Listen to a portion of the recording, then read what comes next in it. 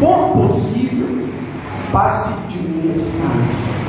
Só que Jesus completa dizendo: todavia não seja o que eu quero, mas o que tu queres. Quando Jesus acaba de orar, da terceira vez, da primeira ele foi, os apóstolos estavam dormindo, da segunda a mesma coisa, da terceira a mesma coisa, e Jesus disse para eles: vamos, é chegada a minha hora. Jesus então vai para a morte. Jesus é pendurado naquela cruz, e naquela cruz Jesus diz: está consumado, e diz que ele entrega a Deus o seu Espírito.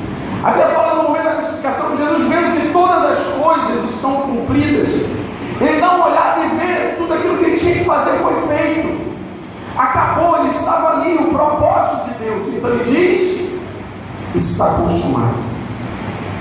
A palavra está consumado é uma palavra grega que significa tetelestai. E essa palavra no grego é quando alguém tem uma missão, ou quando um filho faz alguma coisa que o pai ordenou. Então o pai ordena uma coisa, o filho vai lá e faz. Quando ele volta, ele diz: pai, tetelestai, está consumado. Quando alguém vendia uma propriedade ou um escravo, então na frente lá do juiz, o juiz carimbava e dizia: tetelestai, ou seja, está consumada essa compra, está consumada essa venda. Assim Jesus estava dizendo na cruz: Senhor, está confirmado, está decretado, está feito, como um documento, como um decreto, como algo também que um filho faz ao pai. E diz então a Bíblia que Jesus entrega o seu Espírito a Deus. Ele diz: nas tuas mãos eu entrego o meu Espírito, e morre. Isso era sexta-feira. No domingo pela manhã, aquelas mulheres vão lá para ungir o corpo e encontram já a pedra removida aonde Jesus foi colocado na caverna. Elas ficam espantadas e de repente elas veem um homem ali e pensam que é o jardineiro, o cuidador daquela área, e perguntam: meu Senhor, onde colocaram o mestre? Mas só que um anjo. E ele diz: por que vocês procuram o vivente no meio dos mortos? Por que vocês procuram aquele que está vivo entre os mortos? E as mulheres entraram lá, olharam e não viram o corpo. Então eles correram para avisar os apóstolos. Maria Madalena ficou para trás. E de repente, quando ela estava indo embora, ela encontra alguém. E ela então olha e diz: meu Senhor, se foi o Senhor que tirou o corpo daqui, me mostra onde ele está. E era Jesus. Jesus diz: Maria. E ela vê que é o mestre. Jesus vai falar: não me toques, porque eu não subi ao Pai. Vai, avisa meus irmãos que eu ressuscitei e que eu vou adiante deles para Galiléia, como eu tinha falado antes. Elas foram. Aqui Marcos registra, onde nós lemos, que elas foram anunciar aos apóstolos, chegaram lá para aqueles homens que viram Jesus fazer todos os milagres, e eles não creram. Eles não creram que Jesus ressuscitou. Eles não acreditavam que Jesus poderia ressuscitar. Mesmo vendo Jesus ressuscitar Lázaro depois de 4 dias, mesmo vendo Jesus fazer grandes milagres, eles não acreditavam, achavam que era alguma coisa daquelas mulheres. Aquelas mulheres estavam falando, estavam delirando. Só que Jesus aparece a 2 em outro lugar. Como diz Marcos, lá no livro de Lucas fala onde é esse lugar. É um caminho que levava de Jerusalém a Emaús, uma aldeia próxima de Jerusalém.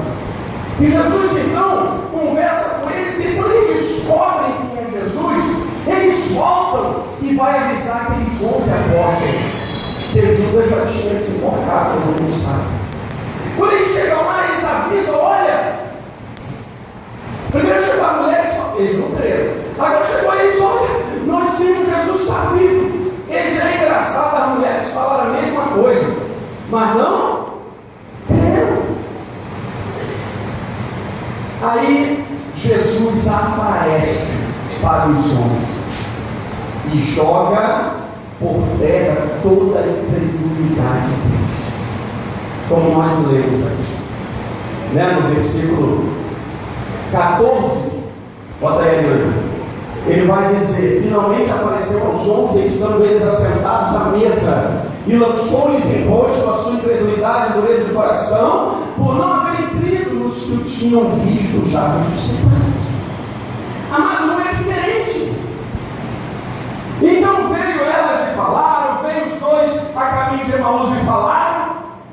E quantas pessoas já falou para você da história do Cristo que morreu na cruz, que ressuscitou no terceiro dia? E qual crédito você tem dado? Você está igual aos 11, incrédulos? Eu digo, um dia você vai estar diante de Jesus, só que Jesus não é para lançar incredulidade, não é para dizer: olha, eu estou aqui, é para Jesus julgar e dizer: por que você não creu? Porque a morte de Jesus tinha um propósito. Então ele diz para esses, no versículo 15, ele disse: ide por todo o mundo e pregai o evangelho a toda criatura. Jesus disse: quem crê e for batizado será salvo, mas quem não crê está condenado. Presta atenção uma coisa: a gente pensa assim: mas então, se eu não for crente, eu vou ser condenado? Eu vou ser condenado só porque eu estou na igreja? Eu não vou ser condenado, eu vou ser condenado só porque eu não sou crente? Não, Jesus não está dizendo isso, não. Quem disse que Jesus está dizendo isso? Quem disse que o Evangelho diz que você tem que entrar na igreja? O Evangelho diz outra coisa. O Evangelho diz que nós temos que nos arrepender dos nossos pecados e aceitar Jesus como o Senhor da nossa vida, porque senão a gente já está condenado. Coloca para mim, Mariana, o texto, e você ficou com a minha cola, você cola aqui. Vai. Olha só, João 3,16. Porque Deus amou o mundo de tal maneira que deu seu Filho unigênito para que todo aquele que nele crê não pereça, mas tenha a vida eterna. Olha só, a Bíblia diz então que Deus vê um mundo que vai perecer, Deus vê pessoas que vão perecer. Então Deus ama essas pessoas de tal maneira que se dispõe a enviar o seu Filho a morrer na cruz, para que todo aquele que nele crê não morra, não pereça, mas tenha a vida eterna. Completa no versículo 17: porque Deus enviou o seu Filho ao mundo, não para que condenasse o mundo, mas para que o mundo fosse salvo por ele. Porque o mundo já está condenado. Quem crê nele não é condenado, mas quem não crê já está condenado, porquanto não crê no nome do unigênito Filho de Deus. Eu não preciso rejeitar a Cristo para mim ser condenado. Eu já estou. Eu não preciso dizer que eu não vou na igreja para mim estar condenado. Eu já estou condenado. É isso que a Bíblia diz. Não é porque eu não estou na igreja, mas eu estou condenado. Mas Deus me ama e enviou Jesus exatamente para que eu seja salvo. Paulo então diz assim em Romanos: portanto, como por um homem entrou o pecado no mundo, e pelo pecado a morte, assim também a morte passou a todos os homens, por isso que todos pecaram. Olha só, amado, Paulo está fazendo uma contazinha matemática simples. Olha só, Paulo está dizendo: portanto, através de Adão, o pecado entrou no mundo, e se pelo pecado, a morte. Então, se todos morrem, qual é a conclusão? Todos pecaram. Então, se todos morrem, é porque todos pecaram. Todos estão em pecado, todos estão em condenação. O Evangelho então vem trazer uma salvação a esse homem, que Deus amou de tal maneira, que Deus enviou o seu Filho a morrer numa cruz. Ele se dispõe a entregar o seu Filho para que eu seja salvo. Eu, que estou condenado, posso ser salvo apenas em crer em Jesus, crer no sacrifício de Jesus, crer que Jesus pregou. E o que Jesus pregou? Ele pregou que eu devo me arrepender dos meus pecados e crer no Senhor Jesus. Crer no Evangelho. Então Paulo disse que todos pecaram e que estão destituídos da glória de Deus. Amado, você não precisa cometer um pecado para ser um pecador. Você jamais se condenar. Quer ver uma coisa? Se eu saio na chuva, o que acontece? Eu me molho. Mas se eu não sair na chuva, eu não me molho. Certo? A chuva vai entrar aqui dentro para me molhar? Não, né? Goteira não vai. Então eu só me molho se eu sair aonde? Na chuva. Se eu não sair na chuva, eu não vou o quê? Me molhar. Amém? Amém. Se eu trabalho, eu recebo salário. Se eu não trabalho, eu não recebo salário. Já viu alguém chegar na porta do banco, ficar esperando um cara que não trabalha? Eu vim pegar o pagamento. De quê? Só a sua pensão, não é? Mas tem que trabalhar para ter o quê? Salário. Não é isso? Amém? Amém? Então veja bem uma coisa. Se o salário do pecado é a morte, onde não tem pecado não pode haver morte. Amém? Porque a morte é a paga pelo pecado. Se essa paga, a paga é a morte, então eu pequei, então eu vou morrer. Se eu não pequei, eu não vou morrer. Amém? Então, se o salário do pecado é a morte, eu pergunto a você: criança de 1 mês de idade morre? Morre. Criança no ventre da mãe morre? Morre. Criança com 1 ano morre? Morre. Por quê?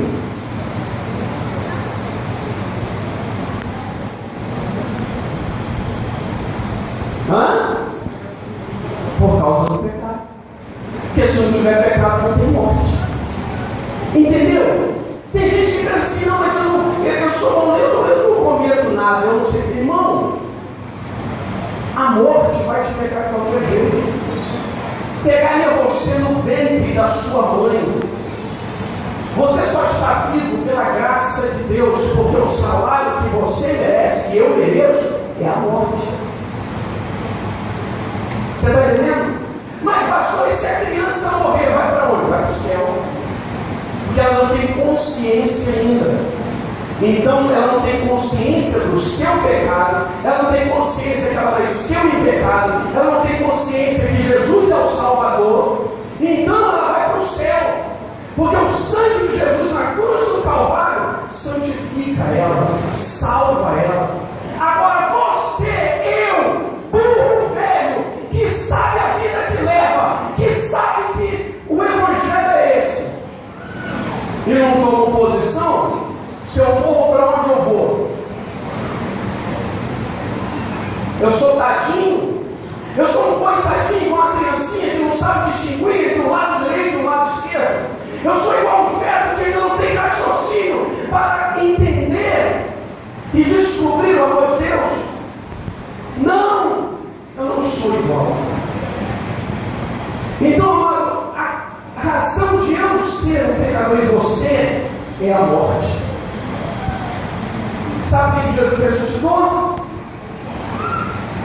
Quem não tinha pecado. Então a morte não tinha poder sobre a vida dele. Ele morreu no nosso lugar. Mas quando ele chegou lá, ele falou: opa, quem manda aqui sou eu. A morte não é você. Opa, peraí, eu morri por eles, mas você não tem domínio sobre ele. Jesus então ressuscita, porque ele não pecou, porque Jesus venceu sem pecado. Porque ele não foi fruto de José e Maria, ele foi fruto do poder de Deus, e só precisava de uma barriga para carregar o Filho de Deus. Então Jesus não podia ser trancado pela morte, mas você pode, eu posso. Então, amado, nós estamos diante de um dilema. Há um salário que eu vou pegar. E só tem um jeito de eu escapar disso: crer no Senhor Jesus Cristo. Muda ele. Então Paulo vai dizer, olha só que coisa linda: mas agora se manifestou sem a lei a justiça de Deus, tendo o testemunho da lei e dos profetas, isto é, a justiça de Deus pela fé em Jesus Cristo, para todos e sobre todos os que creem, porque não há diferença, porque todos pecaram e destituídos estão da glória de Deus. Deixa aí por enquanto, volta lá. Então olha só, agora é manifestada a justiça de Deus pela fé, não mais pela lei, não mais pelas obras. Sabe por quê, amado? Porque no Antigo Testamento, o cristianismo ele vem do judaísmo. Deus completa toda a sua obra. O Antigo e o Novo Testamento. No Antigo Testamento, Deus deu os mandamentos para mostrar que quem transgride é transgressor e quem transgride morre.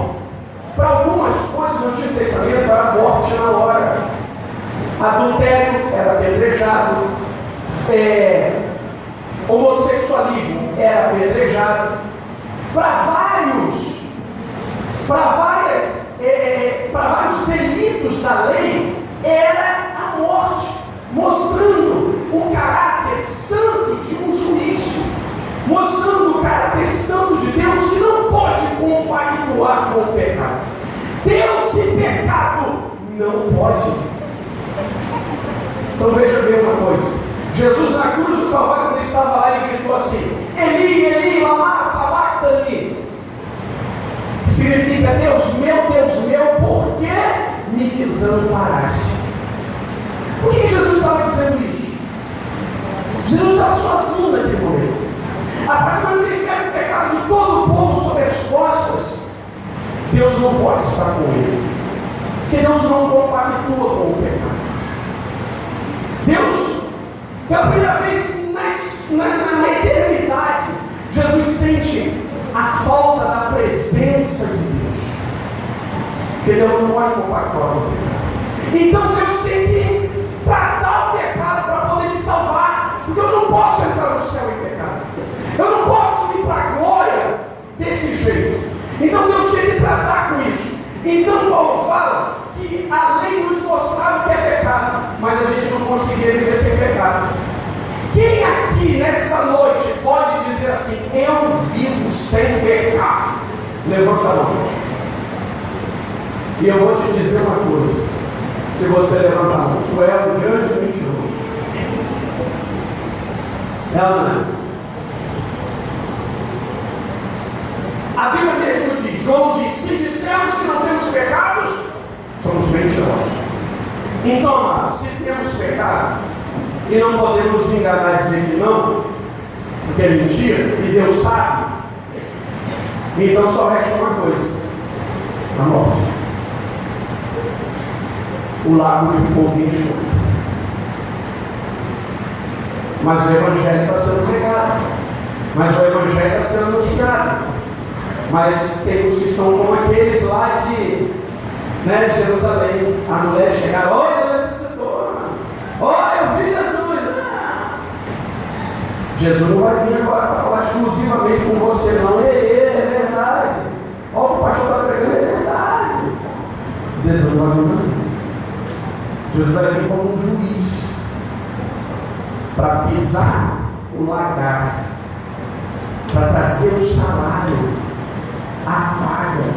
Então Paulo vai dizendo ali que todos os pecados destituídos estão da glória de Deus, mas ele vira então dizendo: mas sendo justificados gratuitamente pela sua graça, pela redenção que há em Cristo Jesus. Então Paulo diz que nós somos justificados gratuitamente. Por onde? Pela sua graça. A graça é favor não merecido. Ninguém merece ir para o céu. Ninguém. Nós merecemos o inferno. Não há um justo sobre a terra, diz a Bíblia. Todos pecaram e afastados são da glória de Deus, mas Deus nos justifica gratuitamente pela sua Jesus. O que é uma redenção? É uma compra. É quando um escravo que não pode fazer nada porque é escravo e vem alguém e compra ele, dá liberdade a ele. Foi o que Jesus fez. Jesus morreu na cruz do Calvário e ele então pagou o preço da minha vida. Ele pagou o preço de redenção por mim. Ele morreu em meu lugar. Por isso nós falamos que a morte de Cristo é uma morte expiatória e ela é uma morte vicária, porque é alguém que morreu no lugar de alguém. Aí Deus fala para você, sendo justificados gratuitamente pela sua graça, pela redenção que há em Cristo Jesus, ao qual Deus propôs para propiciação pela fé no seu sangue, para demonstrar a sua justiça pela remissão dos pecados dantes cometidos, sob a paciência de Deus. Presta atenção, sob a paciência de Deus, a humanidade pecou, até chegar à plenitude dos tempos. Até chegar uma hora em que Deus enviou Jesus para morrer na cruz. Antes, os pecados eram sob a paciência de Deus. Então, Jesus se torna o Salvador. Amém? Então, é esse? Para a demonstração da sua justiça nesse tempo presente, para que ele seja justo e justificador daquele que tem fé em Jesus. Então, veja uma coisa. Então, eu tenho fé, eu me arrependo dos meus pecados e entrego minha vida a Ele.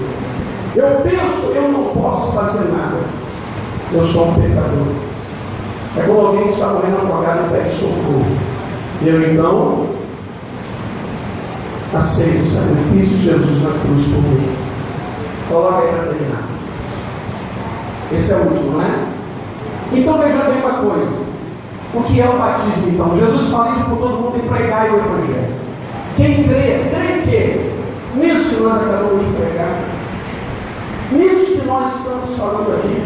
E em tudo aquilo que você já sabe. Em tudo aquilo que você já ouviu. E nós, alguns tiveram um dia como esse da apóstolo aqui em Pedro, e nós acreditávamos em ninguém. Mas a verdade é que Deus tem pregado o Evangelho para mim e para você durante muito tempo. Tem pregado através de Maria Madalena, tem pregado através dos 2 discípulos de Emaús, tem pregado através dos 11 apóstolos, tem pregado através da sua esposa, do seu esposo, do teu filho, da tua filha, do teu vizinho, da tua vizinha, da sua avó. E o que você está fazendo com isso? O que você está fazendo com isso? Está negligenciando a Deus, vivendo como se Deus não existisse? Você acha que você veio do macaco, que não vai prestar contas para ninguém? Você acha que todo o universo complexo com suas leis é apenas produto do acaso? Uma explosão fez tudo isso? Você acredita nisso? Que uma explosão criou um monte de coisa? Quando que uma explosão criou alguma outra coisa? Nenhuma, então só essa criou. Se você acha que você é o produto do macaco, que um dia foi um verme, e desse verme todos os animais vieram a existir, então você pode levar a vida de qualquer jeito, porque não tem condenação, não tem salvação, não tem nada. A história de Jesus é uma fantasia. Então você não precisa crer, você pode viver a vida do jeito que você quiser. Agora você não deveria também acreditar na morte. Que a Bíblia que fala dela e diz qual é a causa dela. Quando tem alguém que tomou tiro, por exemplo, e está morrendo, o que a gente diz? Ele está o quê? Agonizando. O corpo está tentando ficar vivo, porque a morte não faz parte da vida. A morte é contra a vida. Por isso o corpo luta para sobreviver, porque a morte é uma intrusa no mundo. Ela só entrou por causa do pecado. Então você pode acreditar desse jeito, ou você pode acreditar no Evangelho e ter a sua salvação e ter a sua vida transformada e ter a tua vida salva, ter o teu nome escrito no livro da vida. Jesus então manda aqueles que creram: vai e prega o Evangelho a toda criatura. Quem crê for batizado será salvo, porém quem não crê está condenado. O que é o batismo então? O batismo é quando eu tomo consciência, me arrependo e mostro que aconteceu algo dentro da minha vida. É isso que a palavra de Deus diz. Paulo diz: ou não sabeis que todos quantos fomos batizados em Jesus Cristo, fomos batizados na sua morte. De sorte que fomos sepultados com Ele pelo batismo na morte, para que como Cristo foi ressuscitado dentre os mortos, pela glória do Pai, assim andemos nós também em novidade de vida. Porque se fomos plantados juntamente com Ele na semelhança da sua morte, também o seremos da sua ressurreição. Sabendo isto, que o nosso homem velho foi com Ele crucificado, para que o corpo do pecado seja desfeito, para que não sirvamos mais ao pecado. O batismo simboliza então um milagre que Deus fez em nossas vidas. Simboliza então que o Evangelho foi pregado para mim e eu acreditei. E eu disse: Senhor, e agora? O Evangelho diz que Jesus morreu por mim na cruz. E junto com Jesus na cruz, lá estava o meu pecado. Lá estava, tinha que ser eu lá. Então, aquele velho homem, como disse Paulo ali, ele morre ali. Ele morre, aquele velho homem na cruz, e começa então uma nova vida. Uma vida agora pautada no Evangelho, na graça de Deus, no caminho de Deus, na comunhão com Deus, e não mais uma vida que eu levava. Então, o que esses aqui vão simbolizar aqui é exatamente isso. Dizendo que o velho homem foi crucificado com Cristo. Assim como Cristo foi batizado na morte, nós que cremos também, mostrando: não, minha vida vai ser diferente agora. O corpo do pecado tem que ser desfeito. Então, ao entrar nesse tanque aqui, ao colocarmos a pessoa dentro do lago, ou aspergir água sobre a cabeça dela, porque o batismo vai ser por imersão ou por aspersão. Então, tanto faz. Então, ao entrar nesse tanque e sair, essa pessoa está mostrando que ela morreu com Cristo, mas que ela também ressuscitou com Cristo. O velho homem estava com Jesus na cruz morrendo, e o novo homem estava ressuscitando com Jesus. É isso que o batismo simboliza. Eu queria que você agora ficasse de pé e fechasse os seus olhos.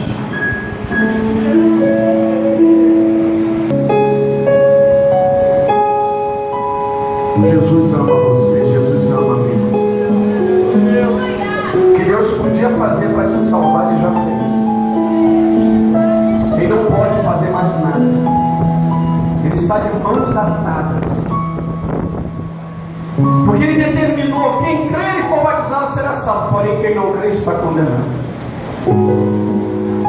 Deus não pode interferir na sua própria decisão. A decisão de pregar o Evangelho para você nesta noite, claro, o desejo é que todos creiam, que todos sejam salvos. Mas a razão maior de pregar o Evangelho não é salvar. Jesus não disse: ide por todo mundo e salva todo mundo, não. Ele diz: dê consciência a eles, pregue o Evangelho, para que ninguém naquele dia diga: eu não sabia. Então esse é o Evangelho que diz que você, eu, nós somos pecadores que estamos perdidos e precisamos da salvação em Cristo Jesus.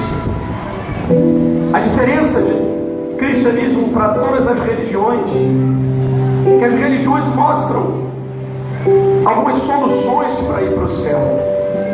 O cristianismo diz que não há solução para ir para o céu. Há um Salvador que nos leva ao céu. Quando Buda morreu, morreu. Quando Maomé morreu, morreu. Quando Allan Kardec morreu, morreu. A morte tinha poder sobre a vida deles, porque eles também eram pecadores.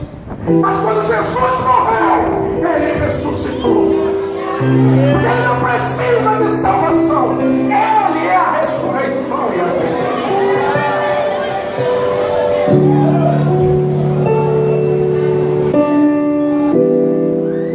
O último velório que eu participei, não, o penúltimo velório que eu participei, eu disse uma coisa: você pode até viver sem Jesus e resolver os seus problemas com advogado, com engenheiros, com médicos, com um monte de coisas. Mas naquele dia que você enfrentar a morte, você não vai poder contar com ninguém, nem com você mesmo.